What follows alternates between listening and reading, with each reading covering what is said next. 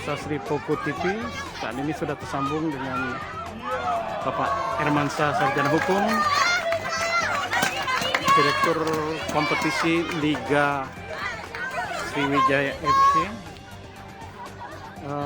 Pak Herman, bisa diceritakan ini tim-tim yang berpeluang bisa melaju ke babak 8 besar Women Sriwijaya FC Championship 2021 yang berlangsung di lapangan atletik luar Jakabaring Sport City ini, tim mana aja nih Pak Herman?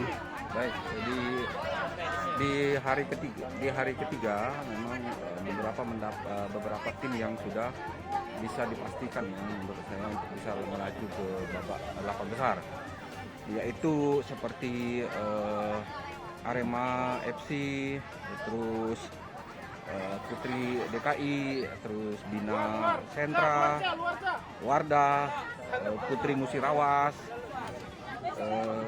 yang lain belum begitu terlihat. Yang pasti nanti ini kan dibagi dalam 3 pool. Nah, dari berapa peserta nih Pak? Nah, dari 12 peserta itu kita bagi dalam 3 pool. Jadi masing-masing tim itu ada, masing-masing pool ada 4. Nanti naiknya 2 ditambah dengan 2 lagi dari nomor 3 peringkat ketiga dari dari 3 grup yang ada.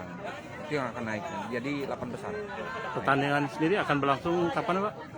Sementara 8 besarnya nanti akan berlangsung pada hari Jumat 18 Juni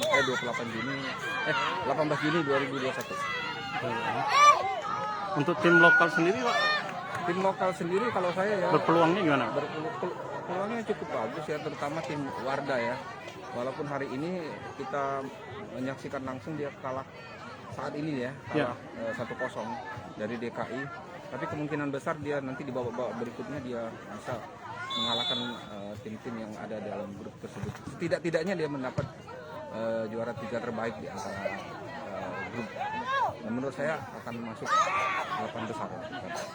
Pak Herman, bisa diceritakan ini turnamen kejuaraan bola sepak bola wanita ini tujuannya apa nih Pak? Ini katanya Piala Gubernur juga nih Pak, Gubernur Sumsel. Iya. Jadi nanti saya berharap di sini ada tim talent ya untuk persiapan Piala Pertiwi, karena di Liga 1 sendiri Pertiwinya tidak ada, ya putrinya tidak ada. Jadi jalan satu-satunya kalau mau mencari pemainnya di sinilah tempatnya untuk Asprop. Untuk mempersiapkan tim